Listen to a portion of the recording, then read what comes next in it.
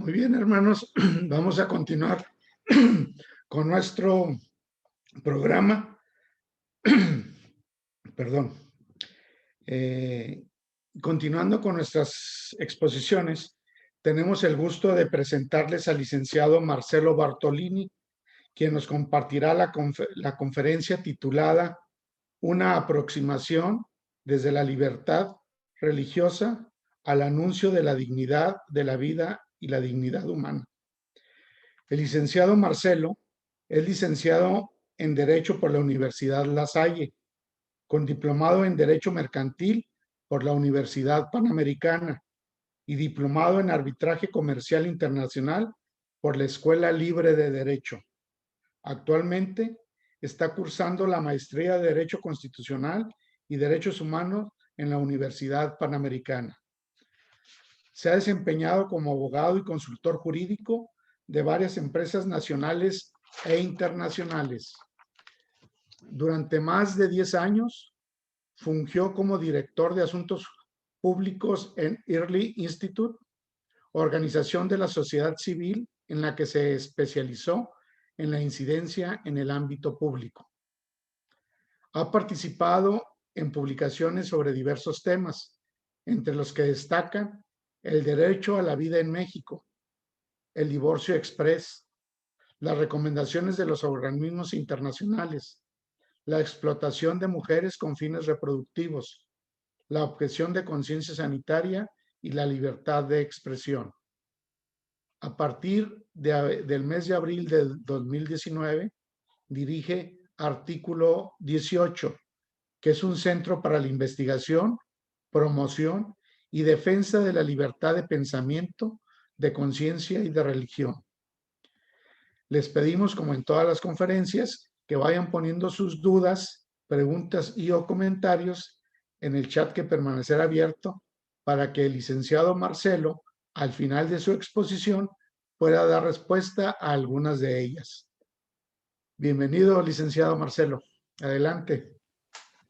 Hola, muchas gracias. Antes de comenzar, quisiera también agradecer cumplidamente a Monseñor José Jesús Herrera Quiñones, al párroco Rafael Alemán, al maestro Marcial Padilla y a Edgardo Caballero, ¿verdad? Quienes están ahorita a cargo del evento, por haberme invitado a compartir el día de hoy con ustedes algunas ideas, algunas reflexiones en torno a los temas que están pasando en nuestro país y a nivel internacional. Para efectos de la presentación, me gustaría compartir con ustedes un PowerPoint que elaboré para que pudiéramos hacer de una manera más ágil, más dinámica, más atractiva esta plática con todos ustedes. Denme un segundito y comenzamos. Permítame tantito.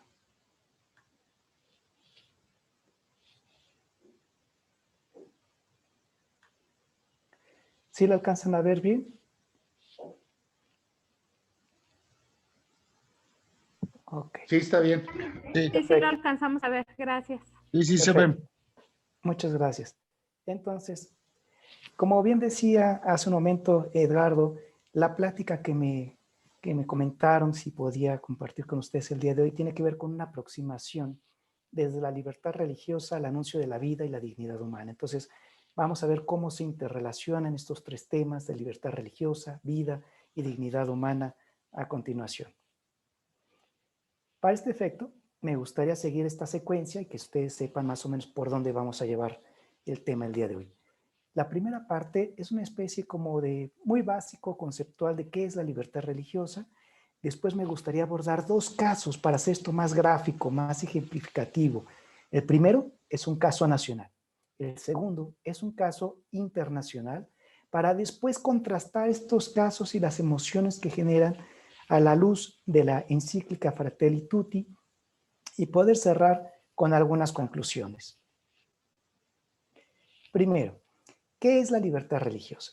No me voy a entretener mucho, pero para las personas que nos están acompañando, algunos quizá no estén muy familiarizados con este tema, la libertad religiosa, según la Declaración Universal de los Derechos Humanos de 1948, que es la descripción o la definición de más amplio consenso que hay a nivel mundial sobre libertad religiosa, define que toda persona tiene derecho a la libertad de pensamiento, de conciencia y de religión.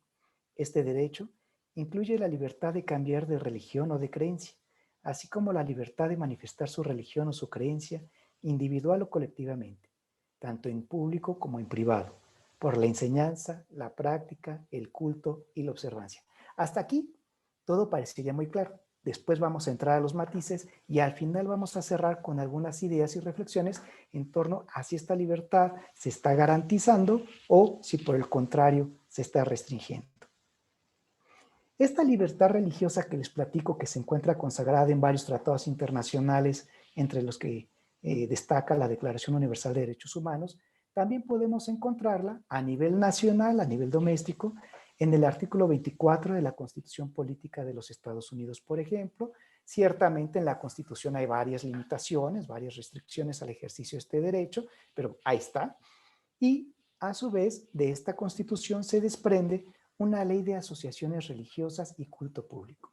En la ley de asociaciones religiosas y culto público, básicamente lo que se desarrolla con un poco más de detalle es la existencia de las asociaciones religiosas que hasta 1992 no se reconocía por parte del Estado, la cuestión de los ministros de culto y la función de la Secretaría de Gobernación, algunos trámites y permisos que se tienen que llevar a cabo para el culto público, sobre todo cuando es fuera de los templos, entre otras cosas. Pero bueno, más o menos este es el esquema para que ustedes tengan un panorama. Tenemos una declaración universal.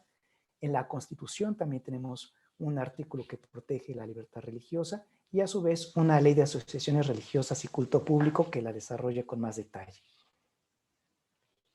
Para entrar al primer caso de estudio, que es el nacional, me gustaría compartirles que esta ley de la que estábamos hablando hace rato estuvo a punto de reformarse la semana pasada por una iniciativa que presentó la diputada federal Reina Celeste Asensio del grupo parlamentario de Morena. Ella es de Michoacán y esta iniciativa la presentó el 13 de octubre del año 2020. La iniciativa tenía como propósito reformar la fracción cuarta del artículo 29 de esta ley que les platicaba, que es la Ley de Asociaciones Religiosas y Culto Público. Ustedes me dirán, bueno, ¿qué dice el artículo 29, la fracción cuarta? ¿Nos vamos? No, vamos a irnos a lo más puntual y sencillo para que todos los amigos que nos están siguiendo en este congreso puedan entender a qué nos referimos. En concreto, la propuesta de la diputada Reina Celeste es que sea una infracción el ejercer actos de discriminación con motivo de la identidad sexual o expresión de género de las personas. Básicamente, eso es lo que ella argumenta. En su iniciativa, en la parte de exposición de motivos, los argumentos que justifican la propuesta de reforma que ella plantea, expresa que con mucha frecuencia la Iglesia ejerce un poder religioso, es la expresión que ella utiliza, y con este poder religioso mueve a las personas en un discurso de odio a discriminar y a tratar mal a las personas con motivo de su expresión de género, su rol o su identidad, como se había hablado hasta hace unos minutos en la plática pasada. Esta iniciativa posteriormente se turnó a una comisión, que es la Comisión de Gobernación y Población de la Cámara de Diputados del Honorable Congreso de la Unión, y esta comisión tiene el encargo de hacer un dictamen para analizar la iniciativa, revisar si es procedente, si hay que modificarla, armonizarla con otras leyes, qué sé yo, y hacer una propuesta para ponerla a consideración de los diputados que integran esta comisión. Los diputados que integran esta comisión aprobaron la reforma con unas modificaciones y posteriormente se quería poner a votación en el pleno de los 500 diputados que integran la Cámara de Diputados de nuestro país. El 2 de marzo del 2021, estamos hablando de la semana pasada, el dictamen que se ponía a consideración de los 500 diputados para su votación se modificó ligeramente y quedó de la siguiente manera: que sea una infracción el promover la realización de conductas contrarias a la salud o integridad física de las personas o ejercer respecto de estos actos de discriminación. Entonces, la cláusula, el tramo normativo que se incorpora a la Ley de Asociaciones Religiosas y Culto Público, o que se pretendía incorporar el pasado 2 de marzo, tenía que ver con la incorporación de este concepto de igualdad y no discriminación.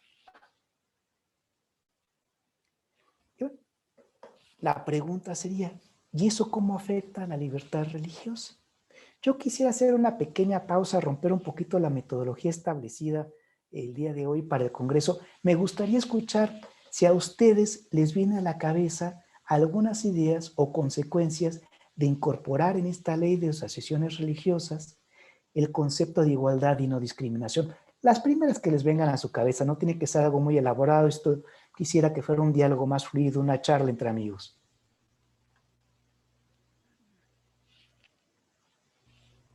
Si gustan abrir su micrófono para que sea esto más sencillo, adelante. Sí, ¿puedes repetir la pregunta nuevamente? ¿Cómo Sí. estructurarlo? Sí, la pregunta sería, ¿cuál sería la repercusión de incorporar la igualdad y la no discriminación en la ley de asociaciones religiosas? ¿Cómo creen ustedes que impactaría?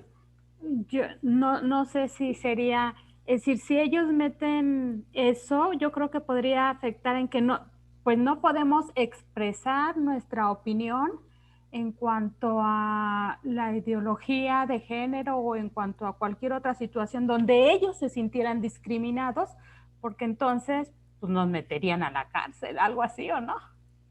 Ok. ¿Alguna otra inquietud o comentario que quieran compartir? Sí, por ejemplo, buenos días. Bueno. Perdón. Bueno, Para hacerlo de forma más ordenada, vamos, como Marisela, vamos levantando la mano y seguimos ese orden. Adelante, Marisela. Esto afectaría, por ejemplo, en las lecturas durante la misa. El sacerdote podría leer las lecturas, o sea, podrían leer las lecturas que hablan sobre estos temas, por ejemplo. Esto afectaría el servicio religioso. Ok. ¿Alguna otra idea o inquietud de incorporar este derecho a igualdad y no discriminación en la ley de asociaciones religiosas que se les venga a la cabeza? Adelante, Alejandro. Sí, gracias, buenos días. Por ejemplo, los matrimonios estarían obligando a los religiosos a oficiar matrimonios entre personas del mismo sexo. Ok. ¿Alguna otra inquietud que les pueda generar el incorporar esta frase de igualdad y no discriminación en la ley de asociaciones religiosas? Yo creo que se perdería más bien lo que dice la primera parte del Génesis cuando Dios crea al hombre y a la mujer y pues les dice que los dos formen una sola carne. Entonces ahí para las personas que se quieren pues sí juntar del mismo sexo, pues sería una contradicción completamente pues mala para cada uno de nosotros. Y como ya lo decía Vero, pues nos meterían a la cárcel por andar diciendo que pues ellos no pueden Okay, perfecto. Les agradezco. Vamos a hacer una pausa, vamos a continuar. Ahorita yo no voy a calificar ni de verdadera ni falsa, ni de cierta, cualquier expresión que ustedes comentaron. Son todas inquietudes muy legítimas. Me gustaría avanzar un poquito, pero quiero hacer esta reflexión con ustedes para que también ustedes me ayuden a interiorizar la implicación de una reforma y no sea simplemente platicarles de algo que parezca ajeno. Entonces, tenemos ya ahorita una primera inquietud de un caso nacional que estaba a punto de discutirse la semana pasada en la Cámara de Diputados y que por algunas cuestiones de carácter político simplemente se bajó del orden del día, pero que sigue el riesgo latente. Segundo caso, este ya es de carácter internacional. Este ya no es un tema nada más de México, ya no es un tema aislado. Aquí estamos hablando de que tenemos un informe anual presentado por el relator especial de la Organización de las Naciones Unidas sobre la libertad de religión o de creencias. El señor se llama Ahmed Shahid, él es el titular de esta relatoría. Este informe lo presentó ante el Consejo de Derechos Humanos de las Naciones Unidas el pasado 27 de febrero del 2020. ¿Cuál es la postura que tiene el relator de las Naciones Unidas que defiende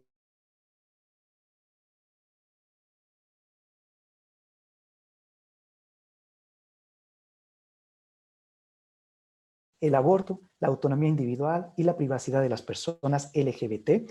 Para aquellas personas que no sepan qué es LGBT, se refiere al colectivo de lesbianas, gays, bisexuales, transexuales, y el más se refiere a las otras roles o expresiones como transvesti, transgéneros y algunas otras que se han ido acumulando, 112 tengo entendido la última vez que se contabilizaron. Los métodos anticonceptivos, las técnicas de reproducción asistida, las cirugías de reasignación sexogenérica, la educación sexual basada en evidencia, de que las mujeres y las personas del colectivo LGBT contribuyan al contenido de su religión o creencias, la diversidad de géneros, la equidad de géneros y la neutralidad religiosa de los estados.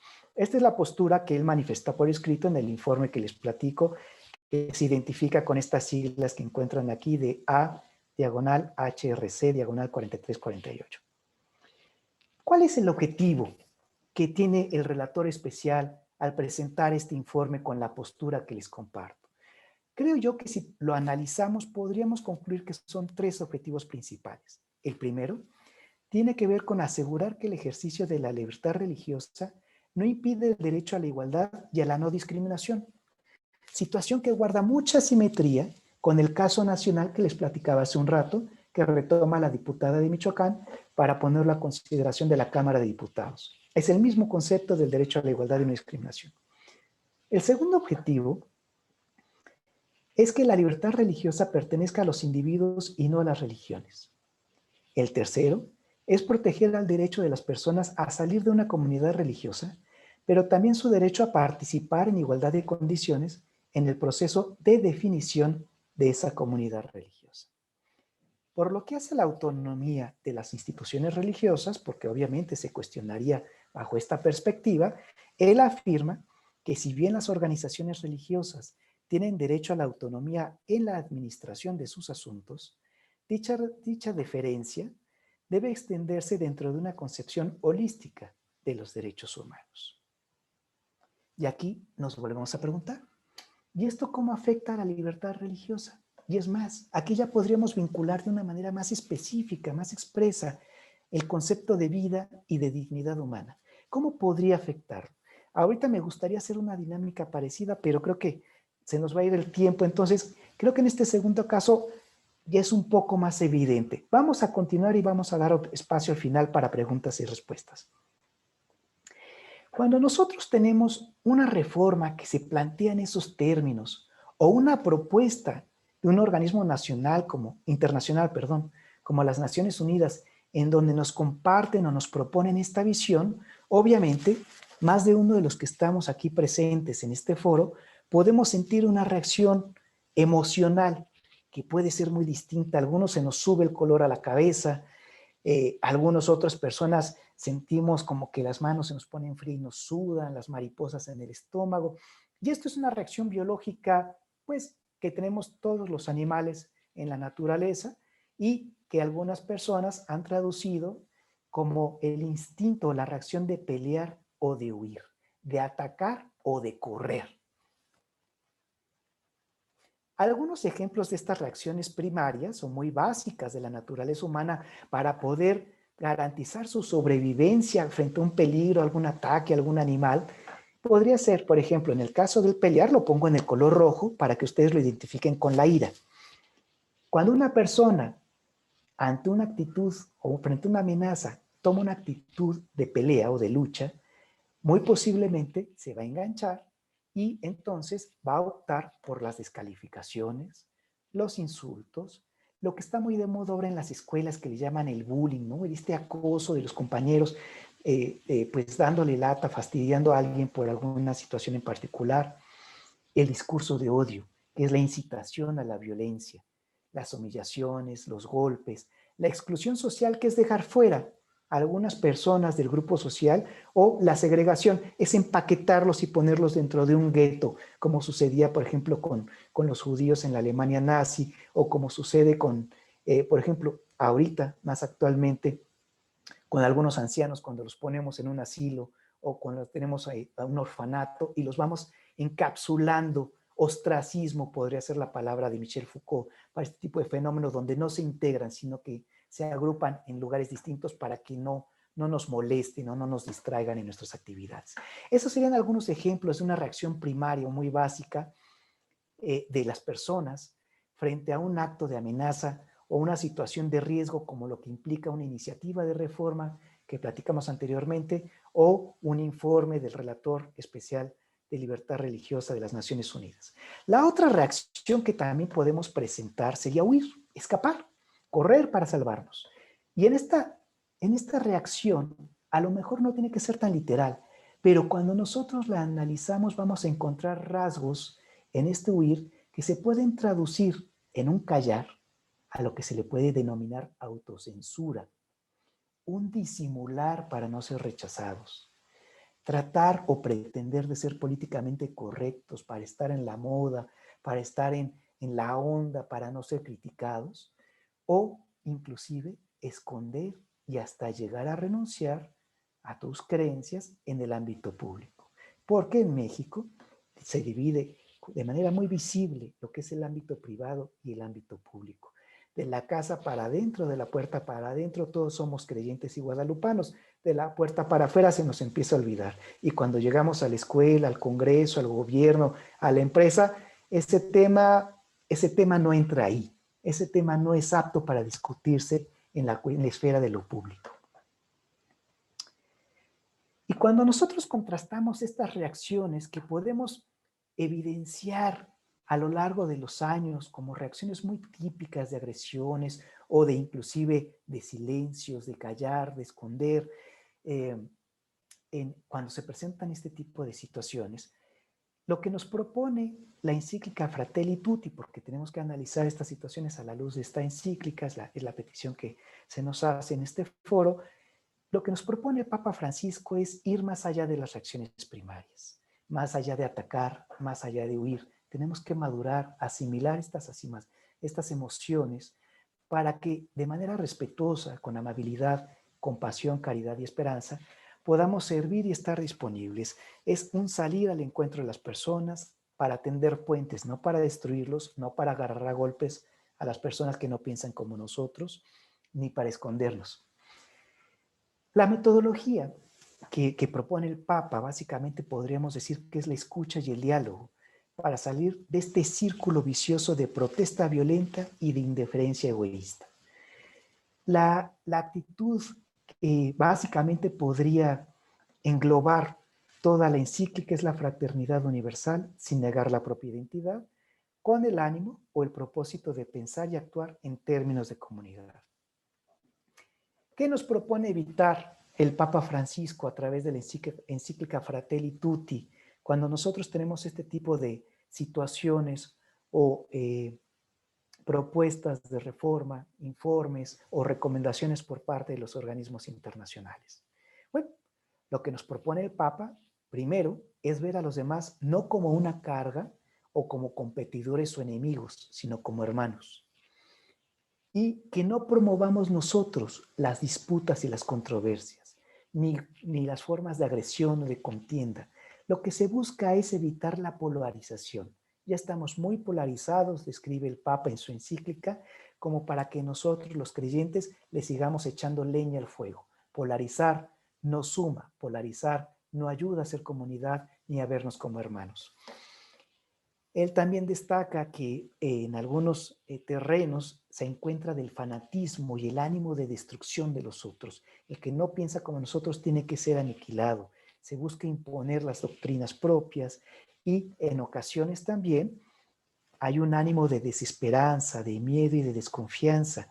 Y eso nos lleva a levantar muros a nuestro alrededor para evitar entrar en contacto con otras personas y otras culturas, y obviamente también nos advierte del egoísmo, el desprecio, la indiferencia, la desidia, y que puede traer como consecuencia el descarte de los que nos parecen que son menos útiles, como los migrantes, los enfermos, los pobres, los ancianos, los discapacitados o cualquier otra persona que se encuentra en una situación de vulnerabilidad.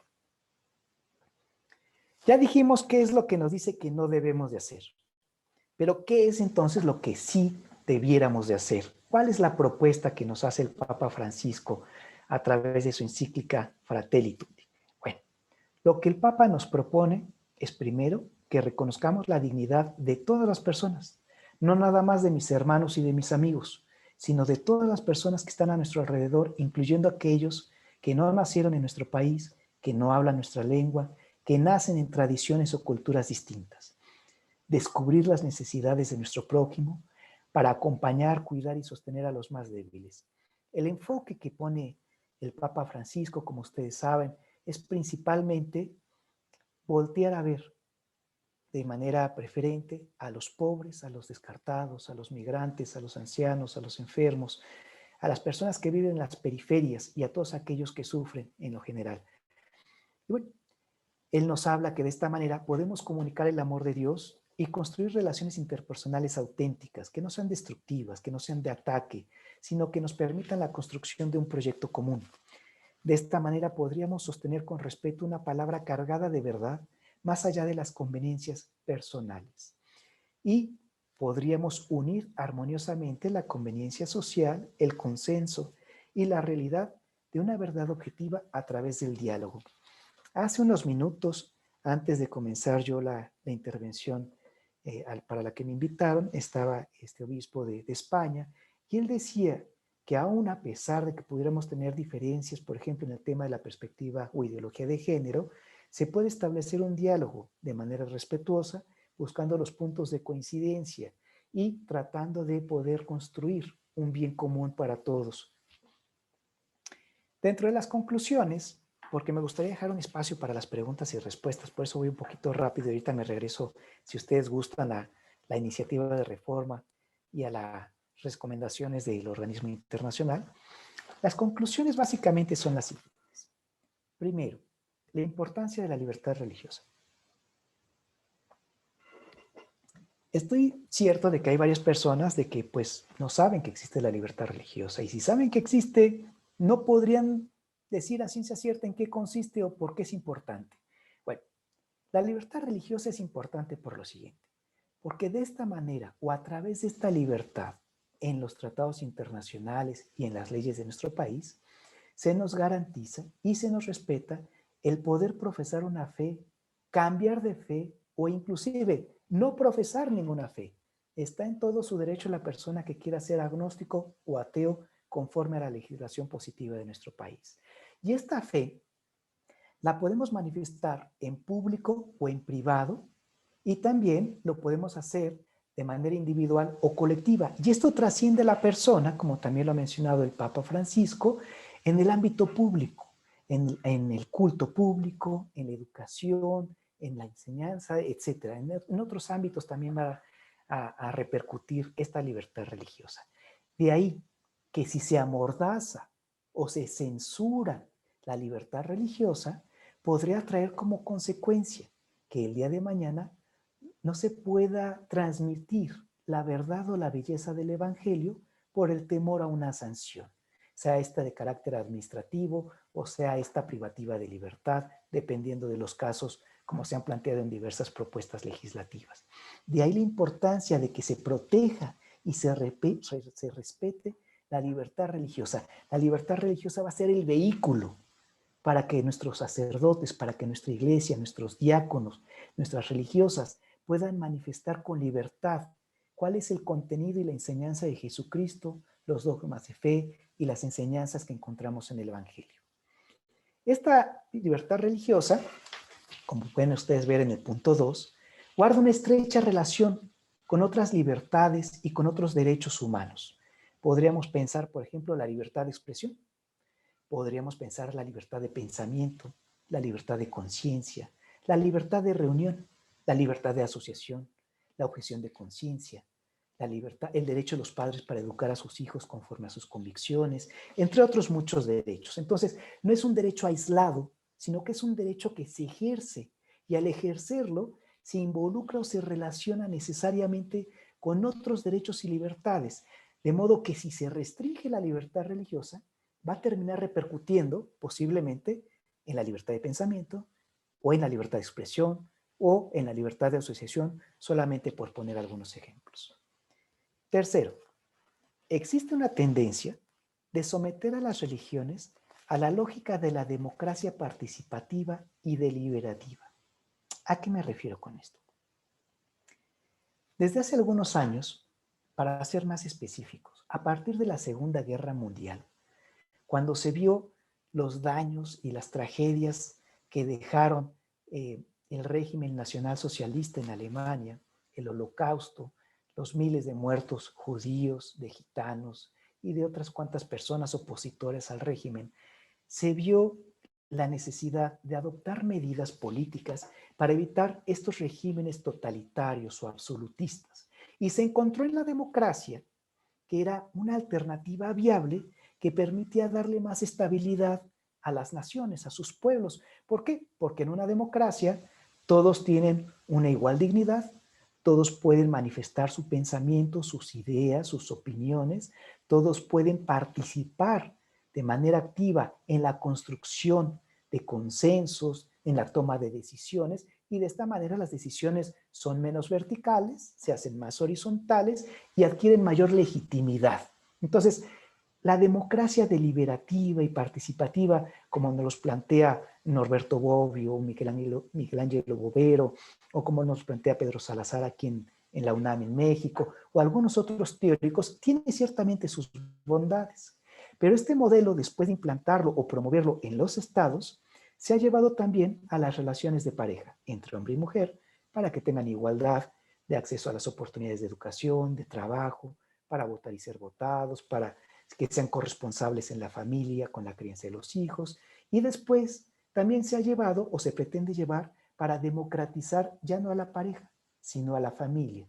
De modo que los hijos sean iguales a los padres y que entre todos tomen decisiones y participen y tal. Bueno, ahora, este proceso o este modelo democrático se pretende llevar ahora a la esfera de las religiones.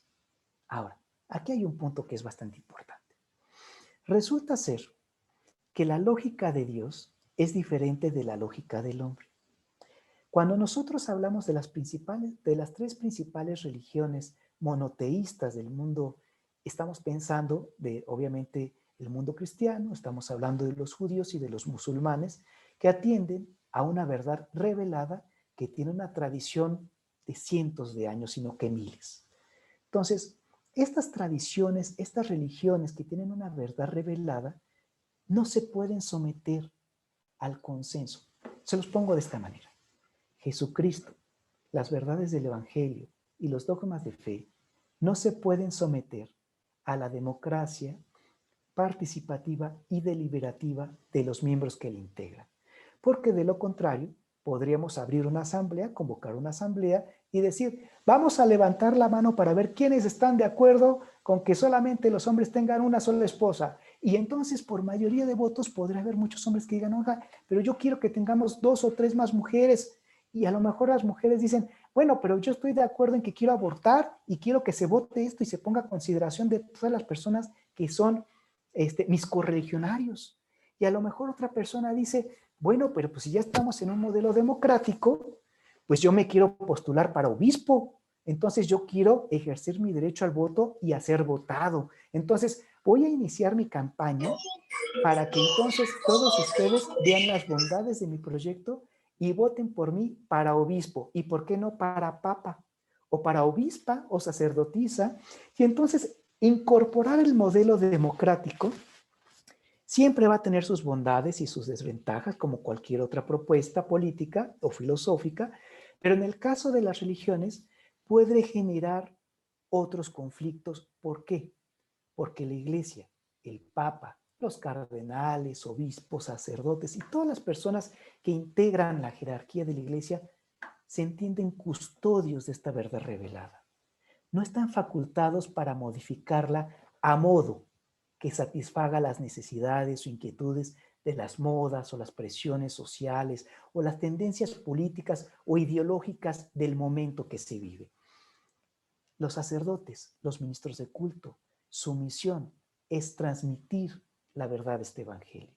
Si nosotros les ponemos una mordaza o si nosotros les queremos decir cómo queremos que sea la religión, entonces posiblemente lo que surja es una nueva religión o que estemos construyendo un nuevo Dios, pero a nuestra medida.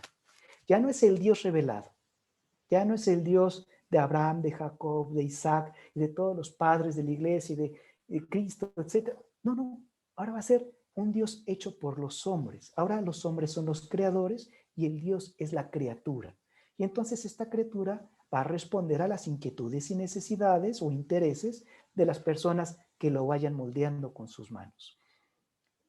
Si nosotros vemos aquí que la lógica de Dios es diferente a la lógica de los hombres, creo que también sería importante prestar atención a esta tendencia que busca democratizar las religiones con ideas o con propuestas en donde cualquier persona que forma parte de esta religión, ya sea por el bautizo o alguna otra forma de admisión a la grey, el día de mañana pues pida revisar alguna consideración sobre Cristo o los profetas o los jueces o los padres de la fe o del mismo evangelio, y entonces terminemos haciendo de la religión una especie de consenso social, un pacto social, pero a nuestra manera y para nuestra conveniencia.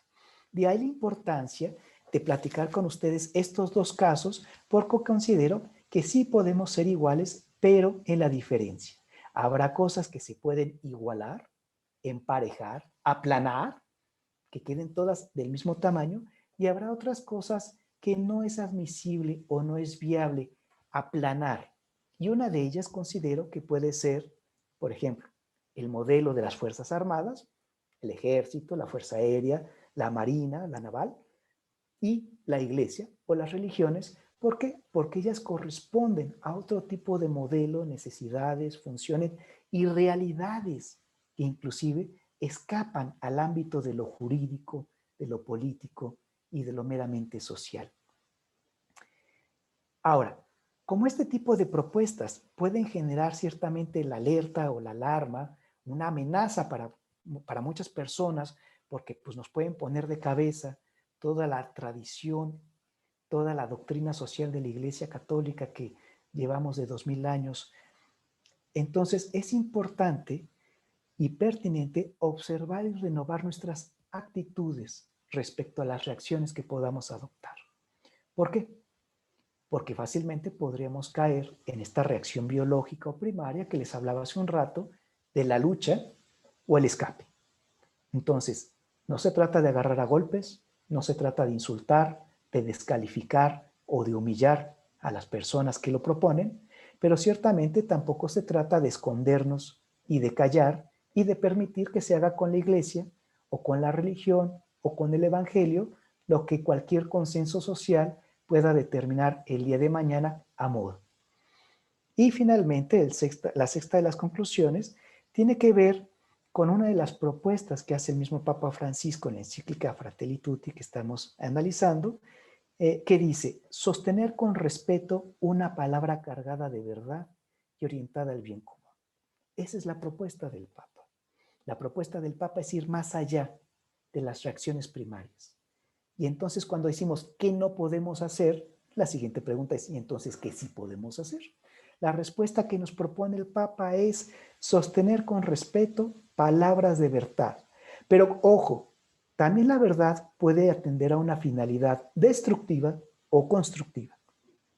Entonces tenemos que acompañarle con el adjetivo necesario que esté orientada al bien común para que esta transmisión de verdad, para que esta escucha, para que este diálogo, para que los puentes que queramos tender para encontrarnos con las personas que nos rodean, que eventualmente no piensan como nosotros, podamos establecer este diálogo orientado al bien común, sin las descalificaciones, sin las expresiones violentas, las amenazas, o sin incurrir también en que nos ninguneen por ser omisos, por no comparecer, por callar o por permitir, cuando teníamos nosotros posiblemente la obligación y el deber de profundizar en los conocimientos del tema en cuestión para poder dar razón de nuestra fe, para poder dar razón de por qué creemos lo que creemos y por qué consideramos que ciertas cosas van y otras no, pero con argumentos claros, sólidos, y por otra parte, además de los argumentos, de una manera serena, amable, un poco más templada, digamos, para no caer en estas polarizaciones que nos hacen tanto daño actualmente. Y bueno, pues yo con esto, tengo entendido, tendría que cerrar a las 12:30. Quisiera dejar algunos minutos para la reflexión y el diálogo con todos ustedes, porque bueno, pues es más sabroso platicarlo y discutirlo con ustedes que simplemente demostrarlo de manera unilateral. Entonces, a partir de este momento, me gustaría ser yo quien los escuche a ustedes. Voy a comenzar con las preguntas que han hecho a través del chat. Tere Perea de San Luis Potosí nos pregunta: ¿encontrar puntos de diálogo significa consentir en los actos homosexuales o todos los actos que las personas quieran como libertad sexual? ¿Se podrá denunciar estos actos como ilícitos? Aquí yo creo que lo importante sería atender a las formas. Se puede ser firme en el fondo y suave en las formas. Lo que yo propongo, lo que el Papa nos hace ver con su encíclica, no es que renunciemos a nuestra identidad. Podemos entrar al diálogo respetando nuestra identidad, nuestra creencia, nuestros dogmas, nuestra religión. Simplemente creo que podemos hacer ver cuáles son las bondades y la belleza en el tema del matrimonio y de la familia, y podría ser más constructivo que descalificar o humillar a una persona por considerarlo lo contrario. Muchas gracias. Pregunta Miguel Rubén Navarro: ¿cuál cree que debe ser la posición de la Iglesia y las organizaciones religiosas ante las organizaciones internacionales como la ONU o la OEA? ¿Deben participar o es mejor no hacerlo porque tienen valores contrarios a los que defienden? Ok, es una muy buena pregunta y yo creo que esto se cuestiona en varios foros en los que me ha tocado participar. Tenemos dos opciones. Podríamos perder porque nos ganan en la cancha, o podríamos perder por ni siquiera presentarnos en la cancha, por incomparecencia. Entonces, ciertamente hay algunos funcionarios o hay unas visiones dentro de estos organismos que pueden ser contrarias a la doctrina social de la Iglesia Católica. En eso estoy completamente de acuerdo. Lo que yo no quisiera sería generalizar. También dentro de los organismos internacionales hay cantidad de dependencias y de funcionarios, y no todos están ahí para destruir a la Iglesia o a la familia. Habrá algunas cosas que sean positivas, pero creo que se requiere de un discernimiento prudente, oportuno, pero dedicado, para saber qué se toma y qué se deja. Entonces, en mi opinión, en muy humilde opinión, hay que estar, hay que comparecer, hay que hacer valer nuestra voz, hay que opinar y decir lo que tenemos que decir, pero tomando en cuenta las sugerencias que nos hace el Papa en su encíclica para que no se polarice más, no se divida y no se ataque, pero tampoco nos escondamos. Entonces, yo creo que más bien el desafío es en asimilar y madurar nuestras emociones, nuestros argumentos, nuestras posturas y nuestras propuestas para que podamos participar en los foros del ámbito público de una manera eficiente, respetuosa, amable, pero firme.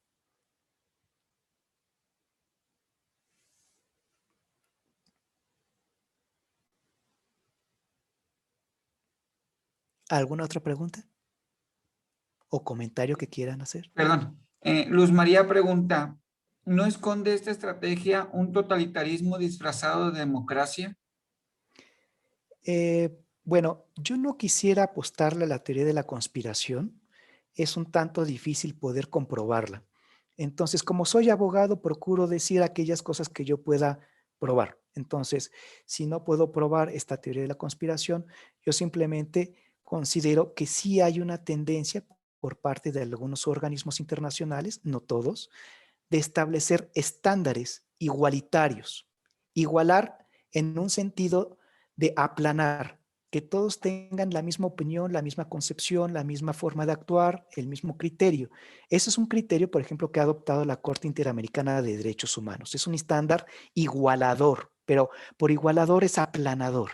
En cambio, la Corte Europea de Derechos Humanos ha tomado criterios distintos. Por ejemplo, según la tradición de la jurisprudencia europea, se establece una figura que se llama el margen nacional de apreciación, conforme al cual los estados, por ejemplo España o Francia, Turquía, Alemania, Inglaterra, pueden adoptar distintas soluciones al mismo problema, y la Corte les va a respetar, les va a dar cierto juego atendiendo a su tradición histórica, cultural, jurídica, su realidad social. Entonces, por ponerle solamente un caso, En Europa podríamos encontrar un asunto muy relevante que fue el de Lautzi, donde estaban bajando solicitaba bajar los crucifijos de las escuelas públicas de Italia porque ofendía a los hijos y a los padres que eran agnósticos o ateos.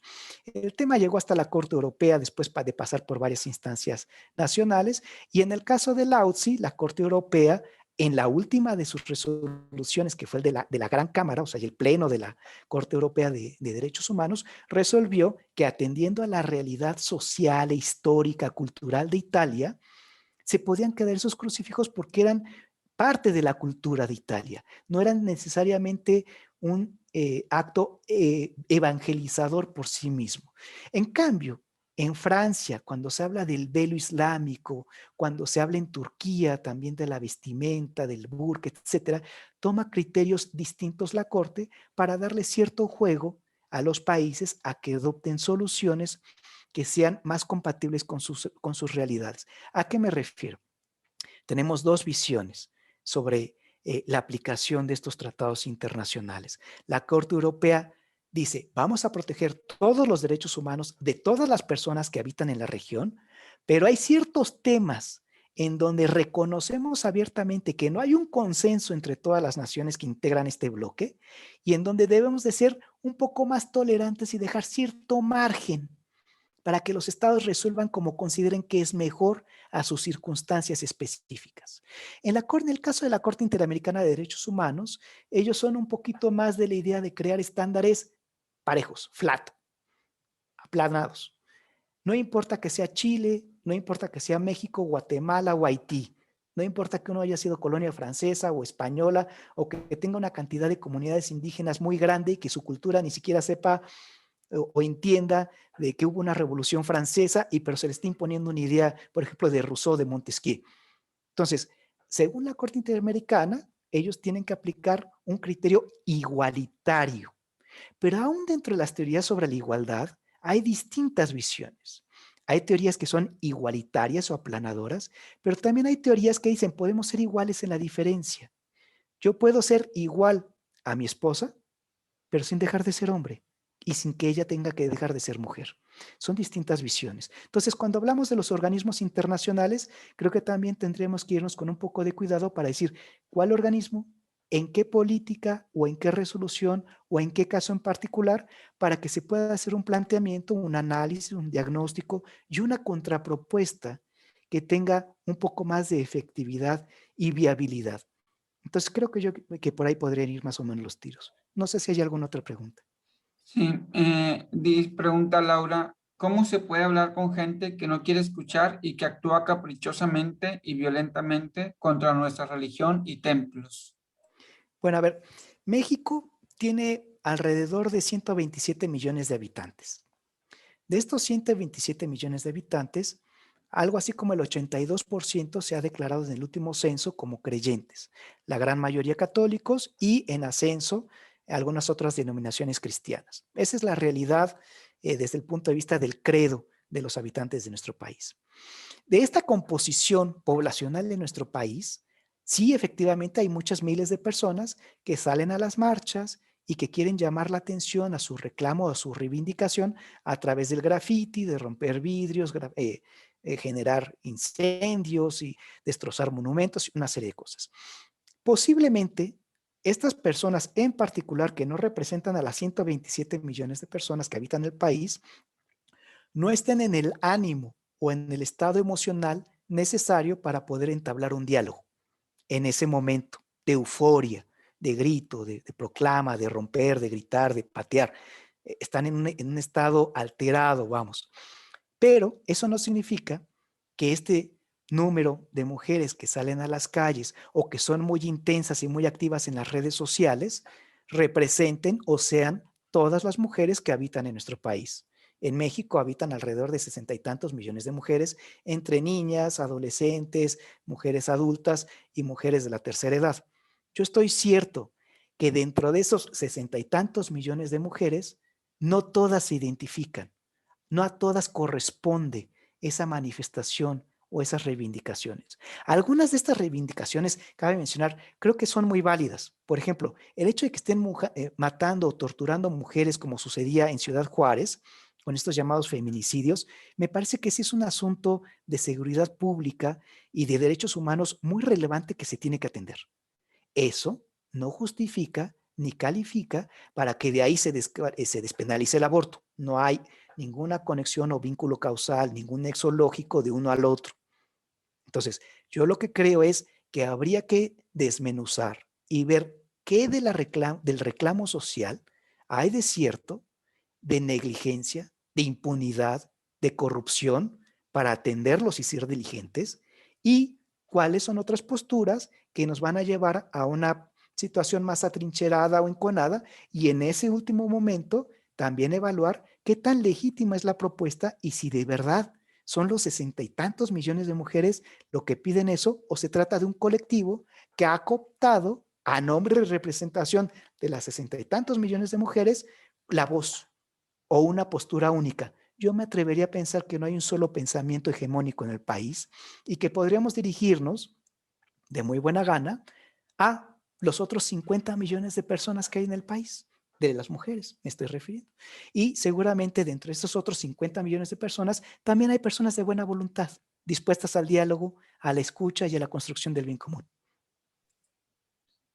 Gracias. Finalmente, Mac Alfaro quiere hacer una pregunta de manera como directa. Adelante.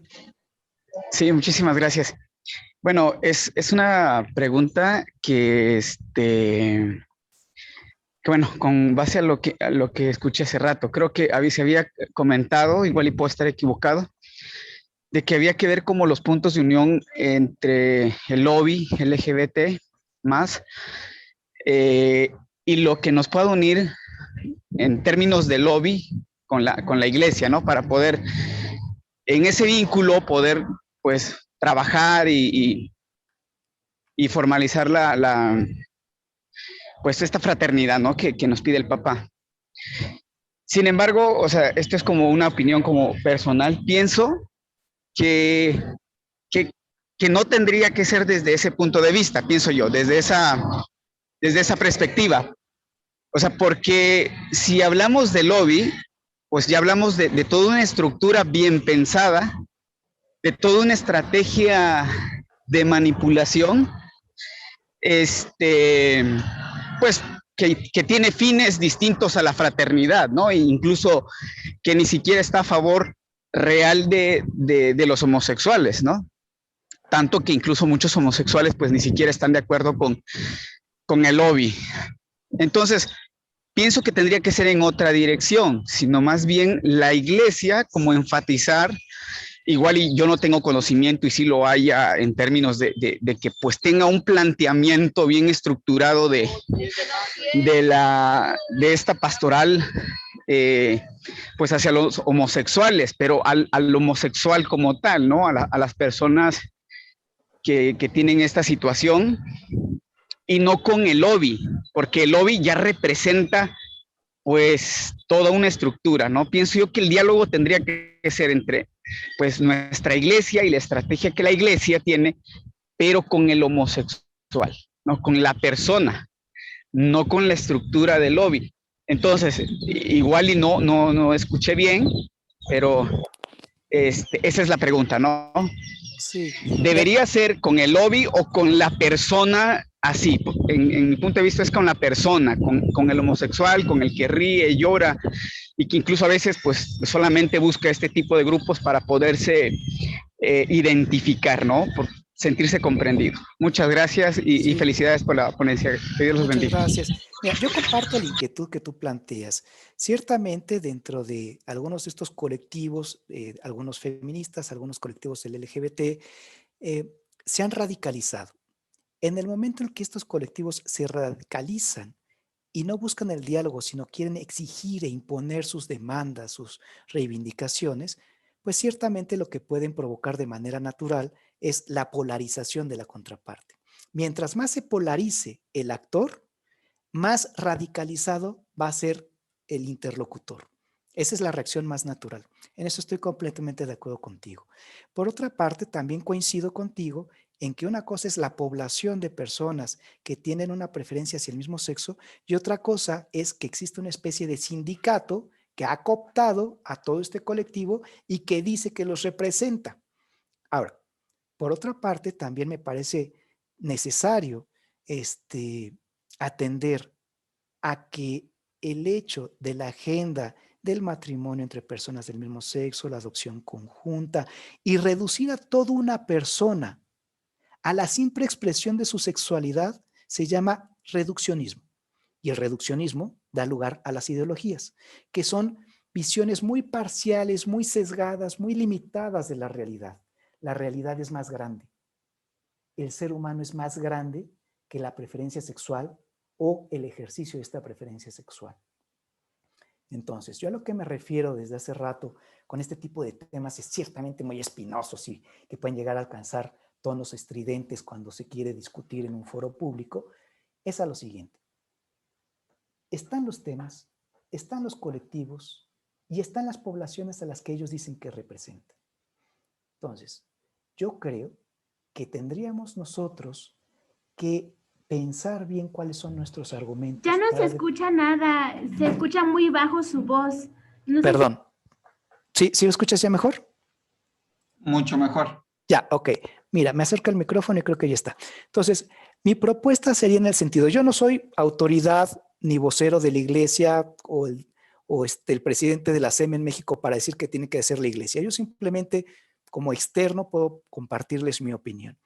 Yo considero que la iglesia tendría posiblemente que evaluar la posibilidad de entrar en un diálogo, y cuando digo entrar en un diálogo no significa que se haga una mesa a los 3 días y tengas ahí X cantidad de personas de manera presencial, sobre todo con el tema de la pandemia, ¿no? Me refiero a abrir el diálogo para dirigirse a todas las personas, hombres, mujeres, niños. Posiblemente también se tendría que explorar la posibilidad de dirigirse en sus mensajes a toda esta población, no necesariamente a este cuerpo sindical que los tiene cooptados y que dice que los representa. Me refiero a la población y ayudar a entender cuáles son las necesidades de ese prójimo que se puedan atender y resolver desde la iglesia sin ceder, sin negociar lo que no es negociable. También en la encíclica habla en un apartado de que hay puntos no negociables, es la expresión que se utiliza. Y en otras partes se habla de sin perder la identidad.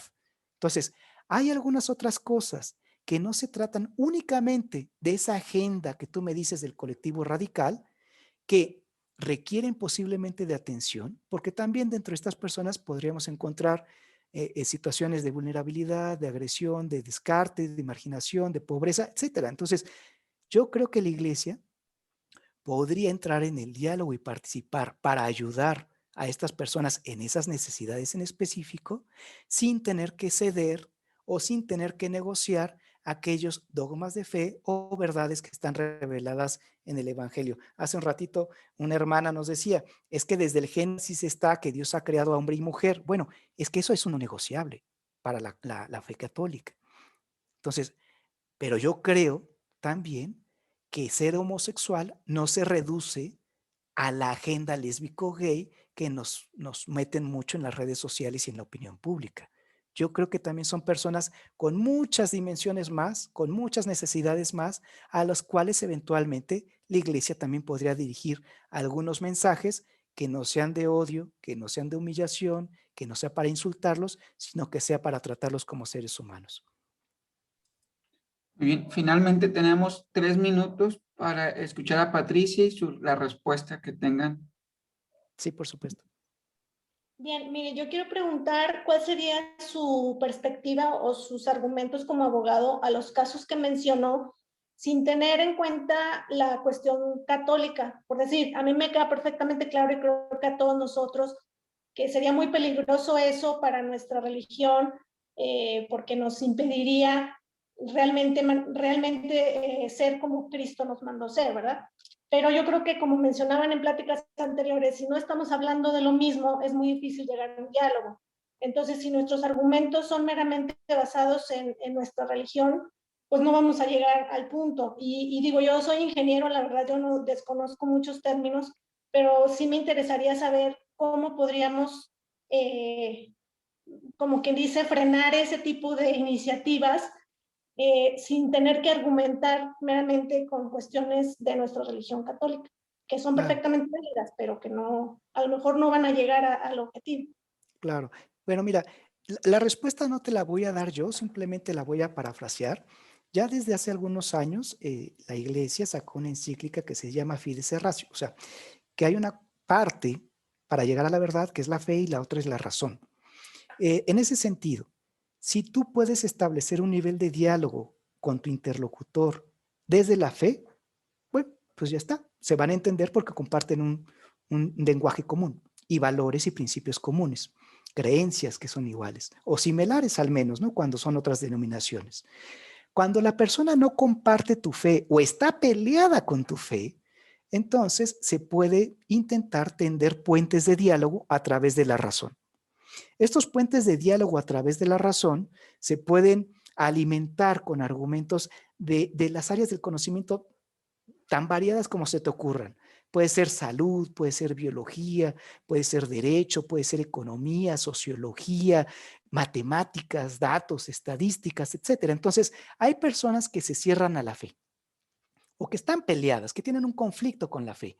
Y eso es muy entendible y respetable. Y con este tipo de personas, siempre que haya disposición o apertura, se puede intentar establecer un diálogo a través de la razón. Y de la razón, por ejemplo, desde mi punto de vista o experiencia como abogado, yo te podría decir que los argumentos que se trabajaron en ese momento tienen que ver con cuestiones muy puntuales. La primera de ellas, la autoridad competente para resolver temas de igualdad y no discriminación no es la Secretaría de Gobernación, es el Consejo Nacional para Prevenir la Discriminación, el CONAPRED. Y el CONAPRED tiene su propia ley para prevenir y erradicar la discriminación. Entonces, no es de la competencia de la Dirección General de Asuntos Religiosos estar viendo temas de igualdad y discriminación, porque para eso se creó otra ley y hay otra instancia que tiene sanciones, que tiene procedimientos y que tiene una serie de recursos de infraestructura, de personal, de sucursales, etcétera, para poder atender ese tipo de quejas. Entonces, aquí se está duplicando de manera innecesaria y atribuyendo una competencia a una entidad que está encargada del control y vigilancia de las asociaciones religiosas, pero en una materia que no le corresponde. Ese es un argumento jurídico como para darte una idea. El segundo argumento jurídico tiene que ver con el principio histórico de separación de la iglesia, del Estado con las iglesias. Por virtud de este principio que está en la Constitución Federal de nuestro país, se establece que hay una autonomía, hay un principio de autonomía entre el Estado y la iglesia. El Estado no se mete en la iglesia y la iglesia no se mete a decir o a organizar el Estado. Entonces, cada quien tiene su propia ámbito de competencia, para que me entiendas. Entonces, ese es el segundo argumento, que se están intrometiendo en la vida interna de la iglesia. Y otro argumento que te podría decir tiene que ver, era principio histórico de separación de iglesia, principio de autonomía y la competencia. Que también la forma en cómo se expresaba esta reforma en la iniciativa de la diputada era demasiado vaga. Entonces, desde el punto de vista técnico, se podían violar los principios de legalidad o de seguridad jurídica porque no se establecían graduaciones en la pena, hipótesis normativas más específicas, con sanciones determinadas, ni procedimientos para poderlas llevar a cabo, ni una autoridad competente para determinar la sanción. Entonces, ante esos vacíos, lagunas e irregularidades, también se podrán estar violando otros derechos como debido proceso, legalidad o seguridad jurídica. Esto desde el punto de vista estrictamente jurídico, que ese es el área que a mí me ha tocado participar. Seguramente, estoy cierto, que desde la sociología de las religiones posiblemente, desde la filosofía, la teología y algunas otras áreas de conocimiento, también se podrían generar argumentos para poder dar razón de nuestra fe y defender nuestra fe. El defender nuestra fe no significa hacer una inquisición y quemar en las llamas de líneas verdes a las personas que no piensan como nosotros, ¿no? Creo que es lo que quiere recalcar el Papa con la encíclica, sin atacar, sin humillar, sin insultar, tratando de buscar en la medida de lo posible el diálogo y, si esto prospera, una fraternidad.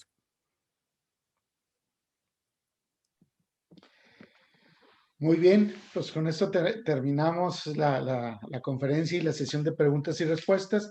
Le agradecemos mucho, licenciado, una excelente ponencia, ¿verdad? Y le pedimos a Vicky González si nos hace el favor de entregarle un reconocimiento virtual. Adelante, Muchas Vicky. gracias.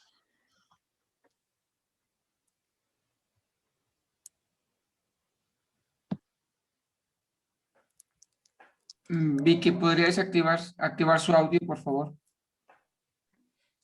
Marcelo, muchas gracias. Como siempre, excelente tu ponencia y nos ayuda y nos ilumina muchísimo. Pues te leo lo que dice este reconocimiento.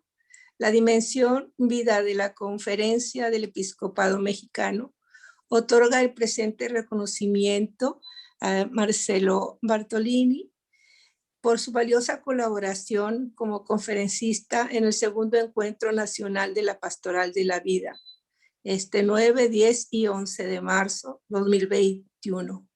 Lo firma Monseñor Jesús José Herrera Quiñones, obispo de Nuevo Casa Grande, Chihuahuas, responsabilidad de la dimensión episcopal de vida de la SEM. Y el padre Rafael Felipe Alemán Jasso, el secretario ejecutivo de esta dimensión de vida de la Conferencia Episcopal Mexicana. Muchísimas gracias, Marcelo. Dios te bendiga siempre. Muchas gracias, Vicky. Al contrario, muchas gracias a ti y a todas las personas que hicieron posible este evento, pero sobre todo a todas aquellas personas que nos acompañan a través del Zoom para poder dar seguimiento a este congreso, a quienes esperamos realmente les pueda ayudar todas las participaciones que estamos desarrollando. Muchas gracias y que tengan ustedes buen día. Gracias igualmente, licenciado. Ok, pues vamos, siguiendo nuestro programa, vamos a cederle la palabra al padre Felipe de Jesús Sánchez Gallego para que nos comparta el testimonio apostólico que ha vivido durante estos años al frente de la Casa INDI en Monterrey, Nuevo León. El padre Felipe nació en Durango, ingresó al seminario de Durango en 1980, después ingresó al seminario de Monterrey en 1986, se ordenó sacerdote el 15 de agosto de 1991, es párroco de la parroquia Santa María Goretti de Monterrey, Nuevo León, a partir del 1 de septiembre del 2013 a la fecha. Es también director y fundador de la Casa INDI del 2014 a la fecha. Bienvenido, padre Felipe, adelante. Muchas gracias a todos ustedes, gracias a todos los congresistas, gracias Marcial Padilla por invitarme, gracias Vicky, gracias Edgardo por la presentación. Me siento muy contento de presentar esta ponencia sobre migración y el don de la vida y la dignidad humana. Mi casa, Casa INDI, comenzó como una casa para indigentes y para gente que vivía aquí en la zona de mi parroquia, la Garza Nieto, que le decíamos la Coyotera, una parroquia difícil, y bajo el amparo y la protección del